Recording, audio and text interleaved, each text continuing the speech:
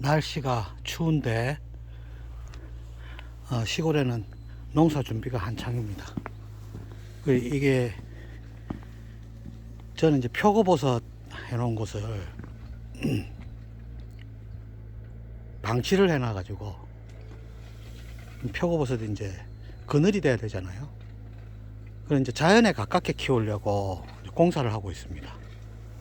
이 표고버섯 작년에 가을에 우리 먹을 만큼만 따고 그냥 방치해 뒀더니 나무에서 말랐어요. 이런 식으로 말라버렸어요. 햇빛에 좀 놔두고 있는데 거의 자연에 가깝게 자란 거죠.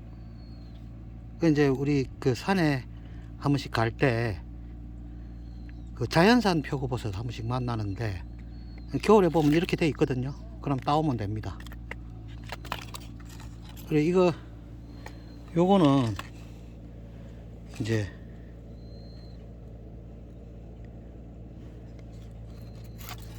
영지버섯인데 이게 보통 이 고로쇠 물 떨어갔다가 산에 있어 가지고 이게 보통 가을에 안 따면 9월 초에 안 따면 이게 다 썩어 버리는데요. 이건 안 썩고 그대로 있어요. 벌레 안에 벌레 들고 이게 다 썩어 버리거든요. 근데 이게 있더라고요.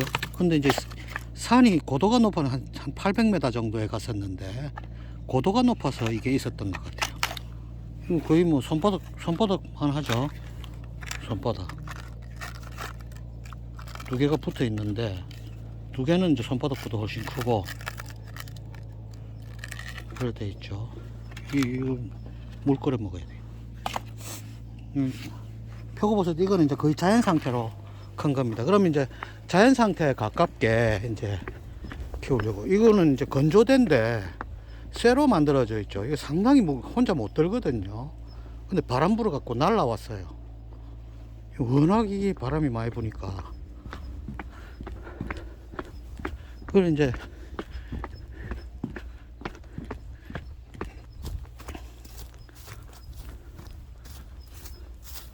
지금 이렇게 작업을 하고 있거든요. 이 사다리가 제 키인데요.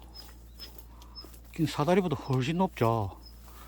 이제 좀 잘라갖고 낮게 하려고 했었는데 이게 삽보드거든요. 삽보드. 이게 이제 철을 용접해가지고. 그런데 이제 용접을 하는데도 이게 용접 불똥이 튀면 지금 불나기가 쉬워요.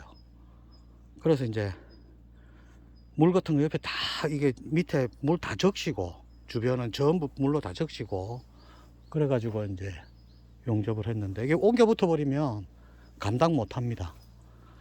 그리고 이제 보통 보면 이 기둥을 세우고 삽보드가 이제 자르려고 했는데 이 자르기 귀찮아 가지고 그냥 붙였더니 너무 높아 가지고 하루 종일 만세 불러야 되죠. 만세. 그래 날개가 아파 가지고 그래 요거 찍고 있습니다. 높습니다. 그죠? 근데 이제 이게 위에 낙엽 안고 그러면 이게 축 처져요. 그래서 키보다는 훨씬 높게 하는 게 좋을 것 같아요. 저기도 지금 만들어 놨죠. 저기도 만들어 놓고 여기도 이제 작년에 이게 햇볕에 방치를 해 놓으니까 운지버섯이 막 붙었어요. 에이 참. 그래도 납니다. 그 좀 게으름 피워도 할 수 있을 때 하면 됩니다. 이거. 그런데 이제 요 세우고 그 다음에 저 와이어 있죠. 와이어로 이렇게 다 이렇게 구멍 통과시키고 저 위에 용접해 가지고 다 붙였어요. 이게 이틀 정도 걸립니다. 지금 이거 덮다가 혼자 하니까 왔다 갔다 해야 되잖아요. 잡아주는 사람이 없으니까. 그러니까 이틀 동안 용접하고 막 위에 와이어 걸고 지금 이거 덮고 있습니다. 자, 이렇게 하면 좋은 점이 뭐냐 하면 저는 이거 물 안 주거든요. 물 안 줘요. 그러면 이제 그 향이 아주 좋습니다. 그러면 이제 이슬이나 비나 이런 것만 맞고 자라잖아요. 그러니까 인위적으로 물을 주면 잘 자라거든요. 금방금방 자라요. 하루 만에 자라고 막 이틀 만에 자라고 이럽니다. 우리 하우스 같은 데 키울 때요. 근데 이제 하우스에 물을 줄 때 그게 그 주로 지하수를 줘야 되거든요. 수돗물 안 됩니다. 이제 지하수를 줘야 되는데 그 지하수가 센 물이다 이 말이죠. 그래서 자라는데 도움은 되겠지만 그렇게 맛이 없어요. 그러니까 이제 그 이슬이나 비를 맞으면 이거 연한 물이잖아요. 그러면 이제 이게 향도 좋고 자라는데도 좋고 영양분도 좋고. 보통 보면 우리 표고버섯은 이 그 톱밥에 키웁니다. 참나무 이거 가공하는 데 가면 톱밥 많이 나오잖아요. 그걸로 키우거든요. 그런데 그거는 좀 맛이 없고요. 나무에서 자라면 향이 좋아요. 맛있고. 근데 이제 요거는 느타리거든요. 느타리도 작년에 많이 났었는데 여기 느타리 나가 말랐네. 근데 단점은 뭐냐 하면 크기가 일정치 않습니다. 크기가 일정치 않고요. 그러니까 상품성이 없죠. 근데 맛은 비교할 수 없습니다.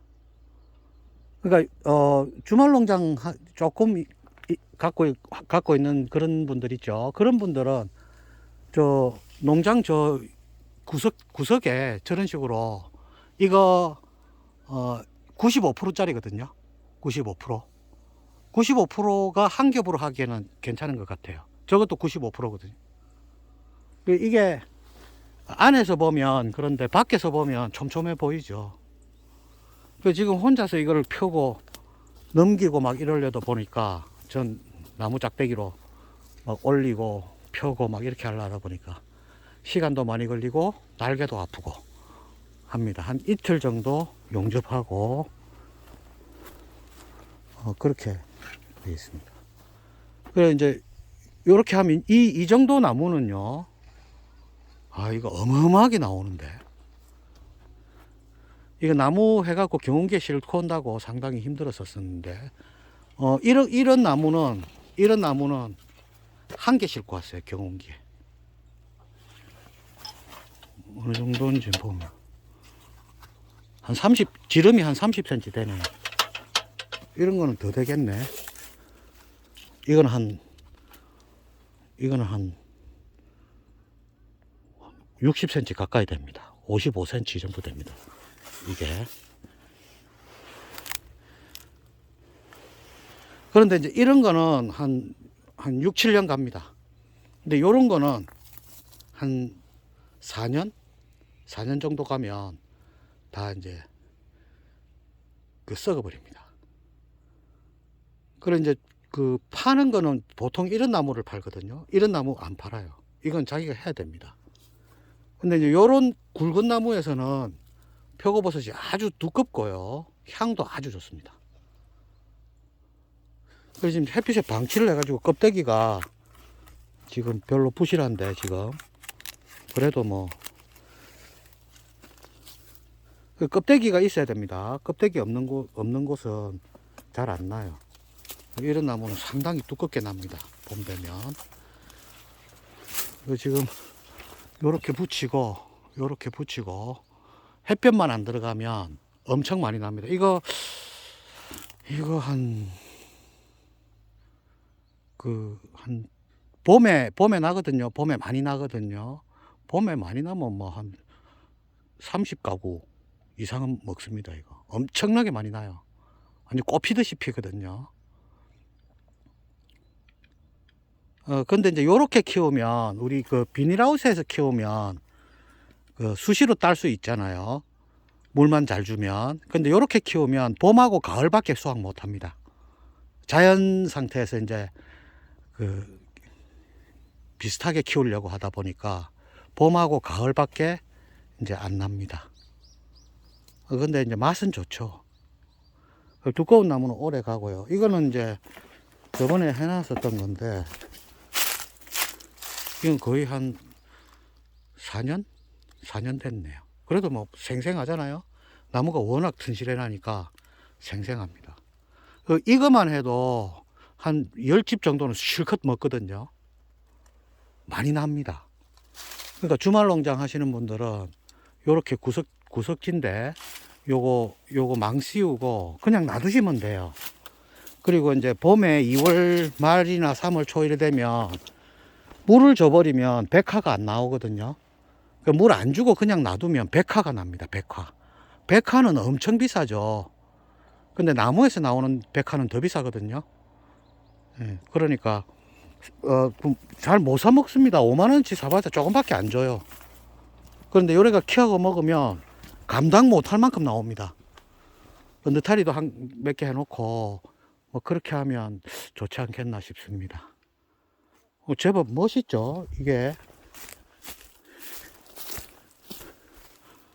제법 멋있습니다. 누가 했는지 아주 멋있습니다. 혼자 한 것 같지 않죠? 혼자 사부작 하면 다 됩니다. 뭐 누구 손 빌릴 데도 없고, 그러니까 힘들지도 않습니다. 그냥 그 연결만 다 잘 해가지고 막만 덮어 씌우면 됩니다. 그리고 바람 많이 부니까 여기는 해발 한 400m 정도 되거든요.